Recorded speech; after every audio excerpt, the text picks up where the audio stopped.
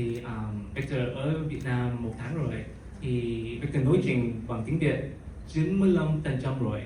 Nhưng mà mọi người biết là Victor là Việt kiều. Khi nào Victor mở cái miệng thì người ta sẽ biết rồi.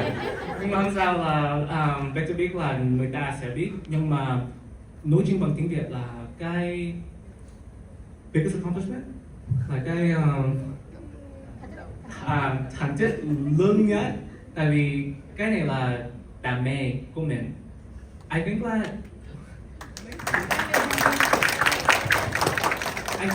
it comes to living and when it comes to your career, it's really important to find things that you enjoy doing. But just remember that like work isn't everything. Work is never everything. Like if you get sick or if like something bad happens, like they will find somebody else. Like Like to mention, so I'm currently a program manager at Google.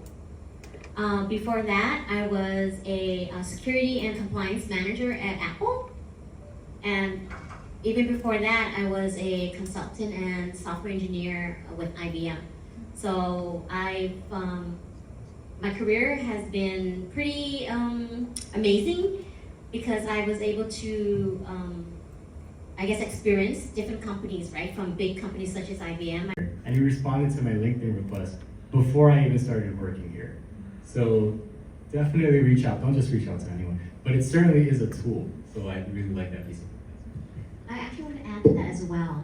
Besides, like I said, your normal hard skills, which is, do well in class, get good grades, that's good. But then as a recruiter or a manager or someone looking for positions, they want you to be well balanced, meaning that you also have your other piece, your networking, your social skills. So what I did in college was that besides studying hard and getting good grades, I attended things like this. These type of sessions to allow me to network, to actually meet other people, to explore other options, join a lot of clubs, do a lot of volunteer work, which exposes you. So you wouldn't know when you landed. Like, I want to give a good example. I'm not taking too much time. My undergrad, I was in Hawaii, right? So in Hawaii, you don't have IT industry. You have accounting, so they're big accounting firms. And I was going to be an accountant, right? But then I had one of these networking skills, and I met my manager at that time, who was at IBM. And we're just talking, and I told her the same thing. She asked me, why didn't you double major? And she liked my response because I said, you can't deliver something you don't understand how things work and what your customer wants. And she turned around, hey, do you want to interview with me? And I'm like, I don't know. I never planned to leave Hawaii and explore other fields. But then with this, I guess, type of venue, I was exposed, and I took a risk, and I went and left Hawaii to, California's not too far from Hawaii, but us being kind of stationed at our local place or stuff, it was a big move for me. So my advice to you guys is, like I said, not only do well in school and study, but expose yourself and do these types of venues and these type of I guess sessions or projects to expose you, because sometimes you don't realize what you want to do or like to do until you actually are exposed to it. Sleeping on the sofa, on the couch in my college. So put in the hours. Like, that's the only way to go to improve your hard skill. For the hard skill, you can do project at school, your personal projects, and then you can do different clubs at school. So this is where you will train your skills. The second thing is soft skills. So this hit me hard. I thought as a designer, I just need to be good at drawings and then good at 3D, but I find it that my communication skills not that great. So one of my friends, they asked me, like, just practice your interview. And then I almost cry when I replay it. It's kind of cringe. So practice how well you speak, how you present to your boss. Very, very important. So how will you do this 2 skill? So my advice is find someone, a mentor, right? Find mentor these days, I think is super easy, right? You can work, you can find in some groups, or you join different organizations and then find people in your fields asking advice from them. They will give you some advice that save you years. It will save you not the same mistakes. Yeah, or even like I try to find my mentors on LinkedIn. I just email them and they give me good advice.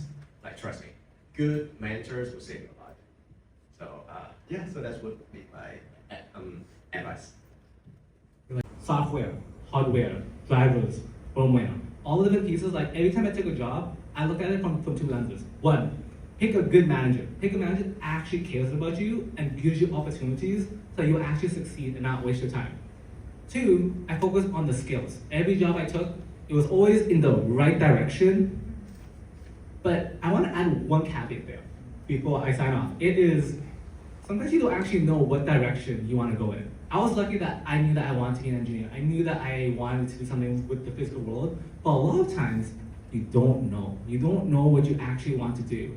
And something that's even more worthwhile is finding out what you don't want to do. I think it's actually really important to take on a lot of new experiences, try something. Because in your first job, you're probably not going to get your dream job, but you're probably going to find out, more likely than not, what you don't want to do. And that's also super, super important, because when you're young, it is easier to change your career trajectory. When you're older, you can still do it. It's never too late. But the earlier you do it, the easier it is. So if you don't know what you want to do and you're trying to land your first job, sometimes getting that first job, whatever it might be, is really important. You still develop people skills. Remember, my first job was teaching kids how to swim. I actually have a Engineer, I write software for autonomous drones. How do you get skills to write software for an autonomous drone? So it actually took me many steps to get to where I am today. Let's start off with when I was in university and I was applying for internships. I did not have any real software experience when I was in university. I just come up from high school, I was applying for internships. But in high school, I worked as a swimming instructor, and I was teaching kids how to swim. I think from having that experience, I learned how to talk to people, how to improve my people skills, and I developed a spectrum of how do you interview well? Because every class that I had with these toddlers or these kids, I had to teach a class. I had to put together a lesson plan. So I developed a lot of people skills from that. When it came time to applying for internships, I probably was not going to get a great first job the first time. And I don't think that expectation should be that you would get your dream job in your first job. It takes a lot of time. So where I wanted to go was I wanted to do something with hardware. I wanted to do something with electrical. I wanted to do something with a physical world. No one is going to give you that job on the first attempt. I had no skills in hardware, no skills in software. I only learned software on my own free time, took a couple classes, but like, no one is going to give you a real project that impacts a lot of people right away because you lack the experience and you're, let's face it, you're not qualified. But I was able to get a more simpler job writing software. So my first job, I was lucky enough to get a job to write software for the iPhone and Android. I was lucky, about like 10, 15 years ago, writing apps was like the hot thing. Like all the banking apps, all of the apps to like measure distance and like Google Maps, like apps were really hot back then. So I got my first job writing software for mobile applications. I didn't know what I was doing, but there I had the mentorship from other full-time employees. Having mentors is really important because they are in the field already. They know how things are. They can tell you and give you guidance and point you in the right direction, so you don't have to be in the room, in a dark room when the light switch is off. It's nice to have a guide bring you around.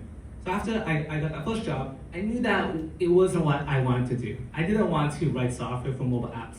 I wanted to work on hardware. So how did I get from there? I took another job, which is not hardware. I took another job writing software for websites. I didn't really enjoy it, but from those two experiences, I learned so much about the software development world. I learned how how do people actually write software that is scalable and deployed and people use and is reliable? All those skills are really important. I also got to work with coworkers that would show me, oh, these are common tools that we use. These are common coding conventions. All those are actually really important. Most of the time, you won't be able to get your dream job on the first attempt. But all the skills you get from that experience is super, super important. Something that I've always looked at is think about the skills versus the job.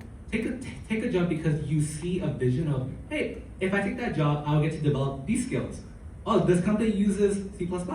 I get a chance to learn how to use C++. It might not be for something you care about, but it's a great way to learn how things are done.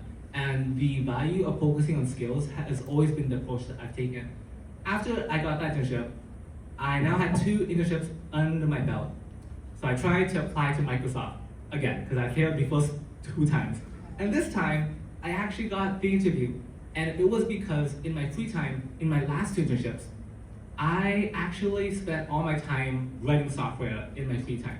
I built mobile apps for fun because in my first job, I learned how to make a mobile app professionally. So then I went ahead and built my own mobile app and then I released it. And people actually downloaded it. And it turns out that the recruiter actually downloaded my app and she showed it to me during my interview. And I was like, whoa, you downloaded my app? And it was also for Windows Phone, which nobody uses. So the recruiter was super impressed that I built an app for Windows 10, which ran on Windows Phone. So the interview went super well. I passed because I had been spending all my free time coding already. I already developed all those skills. So I was able to actually go ahead and I got the job offer. So I got my very first internship at Microsoft. And to me, that was something that was really, really special to me because that had been my dream since I was 6. I had set up my entire life to become an engineer, and when I was 20, I achieved my childhood dream.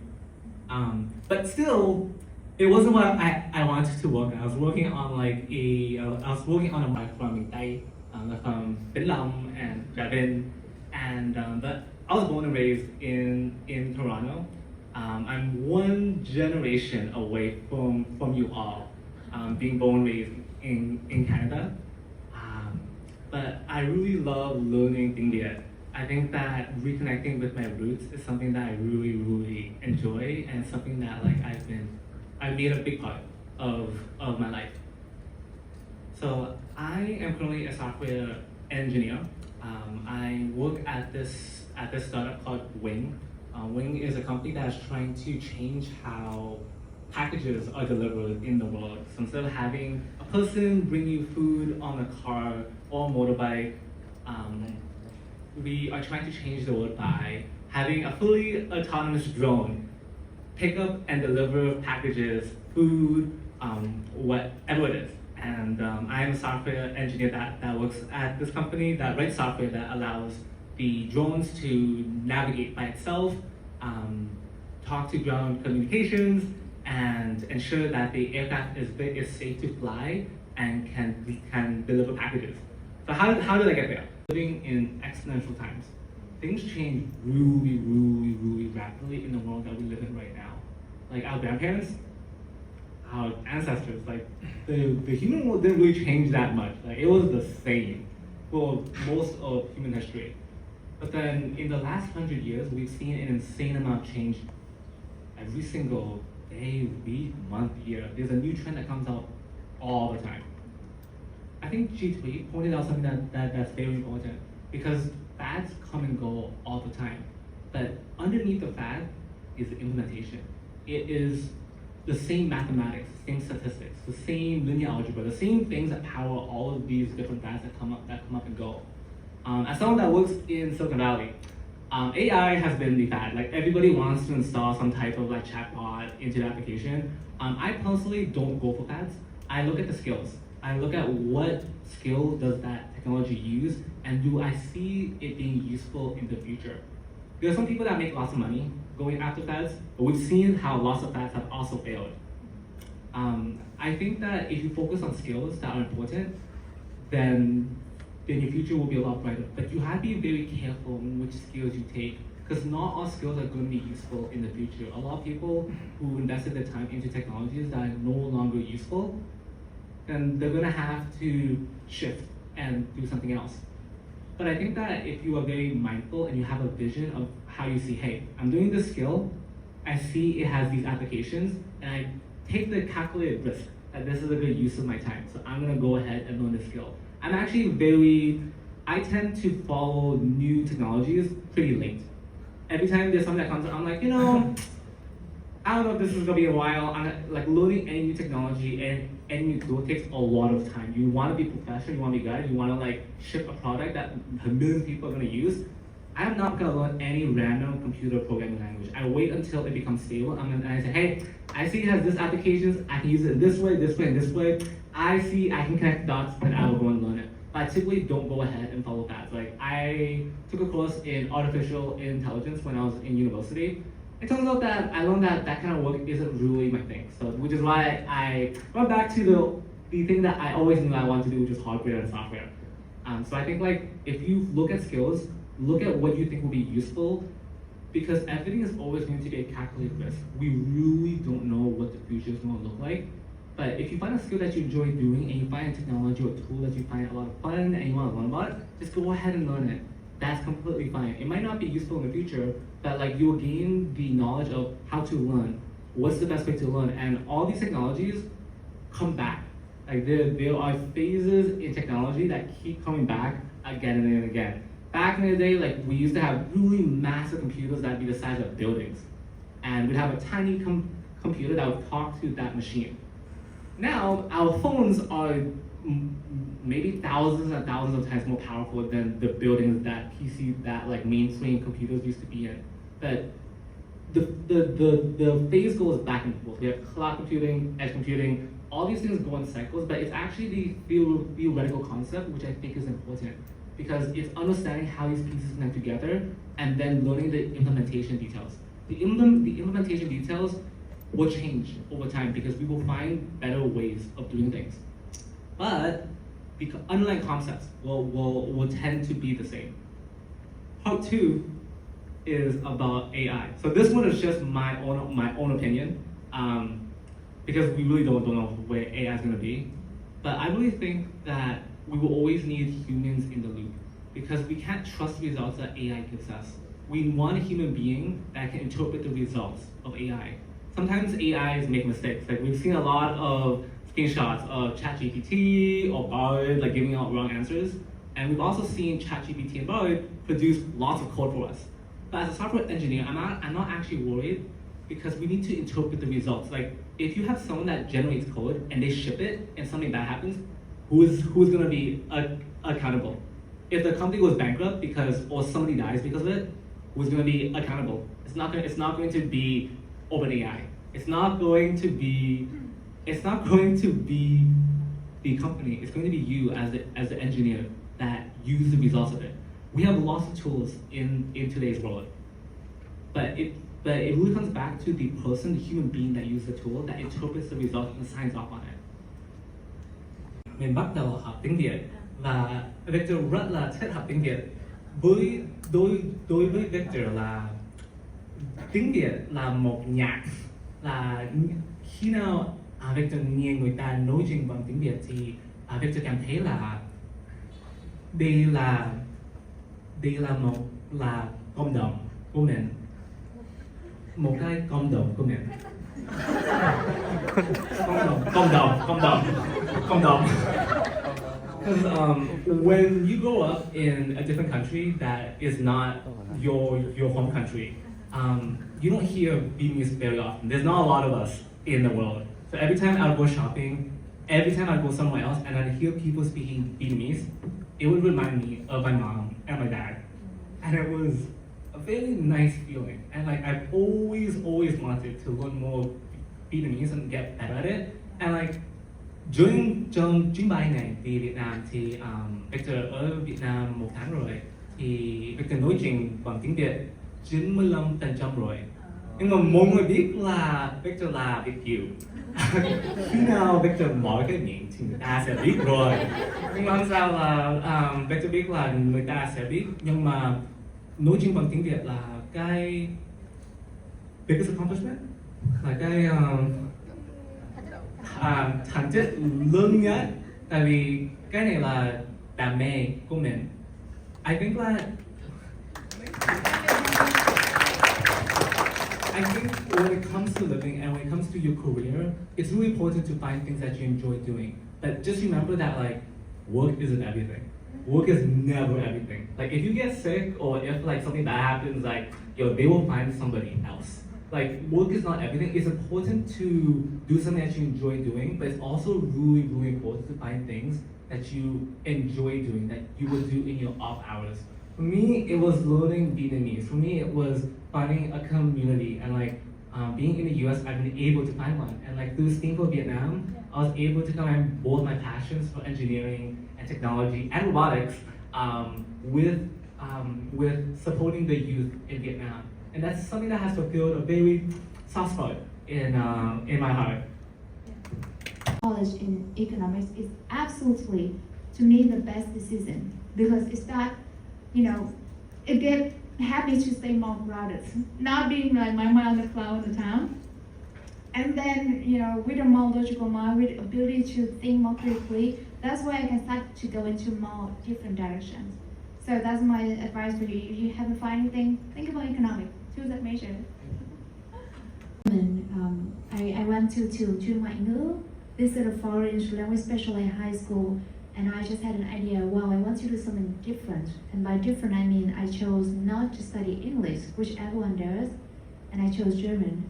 What happened is that after high school, it was not easy for me to go to most of the regular university program. I went into the German program at a university in Vietnam. But I do want to explore the world, and I do want to go to an English-speaking country. So I started learning this by myself again after high school. I applied for a scholarship, and luckily I admitted to, I got a scholarship to study at Troy University in Alabama. So talking about like going to somewhere very rural area, when I tell people like Alabama, people will be like, why that place? I mean, because they give me a scholarship, and people actually very nice to me when I was there.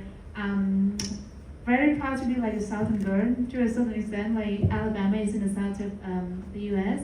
And after I finished my degree, my bachelor degree in financial economics, I continue with a master degree in business analytics because after the undergrad program, I feel like I really want to get into tech, like to learn more about this industry, and there's many opportunities that I can allow myself to grow. So I got my master degree in business analytics at Bentley University in Waltham, Massachusetts. And during this time, I realized that, hey, it's also really cool not only to become like a business analyst or data analyst, but let's say if you become an engineer, that's even cooler because you can build things. So during my master degree, I also started learning to code, build products, and then got a software engineer position at my school, and then a software engineer intern at a startup. And then finally, when I graduated, I was offered a position as a data engineer. So the journey I took was like financial economics, engineering, analytics, and now the last twist is that during my time working as a data engineer, I also started a nonprofit named STEAM for Vietnam, which brings the opportunity for Vietnamese students around the world to learn STEAM programs. Talk about like Scratch programming languages, Python is the thing, but in fact, in reality, AI has been here for a long time.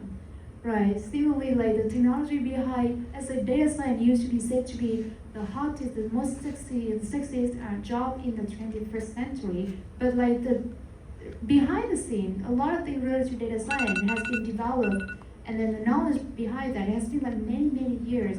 So sometimes a major like a chance seems to be very hot, and then if you do not spend enough time to learn about it, you think, oh, this is something new, I have to jump in because everyone is doing that. The first thing to do is to have a very strong foundation in whatever measure and area that you're learning, so that you know that what is truly the trend, what is something that actually changing the world. And I do agree that AI has been changing our work a lot. The way we work, the way we communicate, and changing our productivity as well. A lot of tools that we have been using today can help us to write an email, even write an essay, save a lot of time. So I think equipping yourself with the knowledge, the base foundation of knowledge in order to get a strong understanding of the technology, go deep to the root, instead of just reading like some articles that doesn't even have enough information and then following the crowd. So that's the first thing that I would suggest you to, as a student, to equip yourself with. But the second question you were asking me specifically about, what was it? The second one was. I asked you. So, didn't have a job anymore. Go into panic mode. Right at December, I started to apply like hundreds of jobs. And the moral of the story is like challenge can bring out the best of you, right? So the next semester, it was hard, but I did it. A day in life would be at school at 5:30 a.m. and finish at school around 8 p.m. So at 5:30, I went to school and worked for Steam for Vietnam. I did the volunteer job in the morning, like an hour or two, and then hit the gym, and then work on my capstone, apply for more jobs, eat lunch, work on capstone, apply more jobs, eat dinner, work on my capstone. It's been like that for like 4 months, and it's bad, right? It's you need to put in the grind, but the result is totally worth it. The result is like having 20 interviews in a month, and then get multiple job offers, get a capstone place number 1 in my class, and do a few projects with Steam, which is run out well. So don't be afraid of challenge. Challenge can bring you to an even better place, right? Sometimes I'm glad, like the company got bought, so now I work in a team where I love more. I love the stuff I do every day, right? And know that in life, a lot of things you cannot control, but you can control your actions. You can control how you deal with it, and what can you do about it, right? Yeah, so that is the accomplishment. I don't have to code every single day. I don't have to draw or analyze data, but because I studied analytics in the past, because I also learned how engineers build things, I understand how they work. I understand how they think. I understand what are their concerns, what do they need to know when I make a request to them. So I am able to communicate well with my peers who are designers, engineers, who are business analysts. I'm able to make the right question, ask the right question to them, and coordinate with them well, because I came from a background that allowed me to do so. So even if on paper, it's just operation, there's nothing to do with numbers or code, but in fact, it has been very helpful. So the idea is that in your career, and then in your study as well, sometimes you might switch your majors, you might switch your job into a different direction, but whatever job that you currently do, whatever study you are doing, I think spend your quality time to do it and do it well. Master the skills, get the foundation of knowledge, do it well. Even if in the future something changed and you switch into a career, what you will learn, if it has been a strong foundation, it's going to be helpful for you. If I just learn things on the surface as a business analyst, I wouldn't be as helpful to my team I am now, because I just don't know well enough. But it's good, strong foundation and an appreciation of what you're learning. Learn because you want to learn. Learn because you enjoyed it, and not because I'm going to get a good job somewhere, right? So I think that is how I look at learning in general, and also look at different measure, different study and experience in a very open-minded way, so that we can get in as much knowledge and experience as possible. The human intervention, but the new jobs will emerge. The question is how many and how fast it is, right? And I think with AI, we will advance or enhance our living standards. Then maybe the next level of that, right? So it's I like to say both, right? You would get rid of certain things, but there were new enhanced jobs or automations or etc. will come up. So the thing about automation is good, but when it goes wrong, you still need somebody to fix it, right? Yeah, so I also want to add on that is, so I think we have to look in the past to see where the future might go, right? Our lives compared to like 60 years, 100 years ago are amazing. Now we have much more food. We can order the food just with one button. We can watch all the TV show, music, right? So with technology, our lives is getting better and better. And then think about it, like the last 200 years, steam, engine, electricity, computers, AI, right? A lot of technology goes out. And right, some people lose a job, but a lot more jobs goes out. If you look at the map, right now, the unemployment rate, say in the US, like 4%. And there are much more job openings right now. When we come to jobs, what you want to ask is value creation, right? At the end of the day, it's value creation. What you can bring to other people, right? As human, there are still a lot of things that we can do, like how to be more healthy, how to treat different illness. There are still a lot of bad things going to the world, and countless problems to be fixed. AI come here, and hopefully it can help us to solve those problems quicker. So at the end of the day, there are still problems, and if you can fix it, you create value. An applicant, I look at many factors. One is like a few is like education, skills, hard skills, soft skills as well. But I also look at the individual. Does this individual has potential? Does this individual has ambition to learn and can learn? Then you have to weigh between those. I don't always pick the most experienced. I don't always pick the best person on paper. I actually look at the person's potential.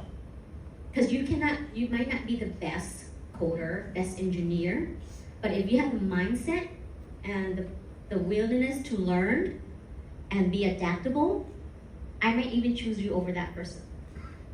So don't be discouraged sometimes. I think she was leading to this, is don't be discouraged. I mean, in a perfect world, you want to be the best student, right? The business GPA, have all this experience, you might not. But if your manager is a good manager and realize that the manager can help you grow. And sometimes you can even become better than the other candidates. So it's how you represent yourself in your interview and how you elude to say that I can learn, pick this up. I think that's what you're trying to get at, right?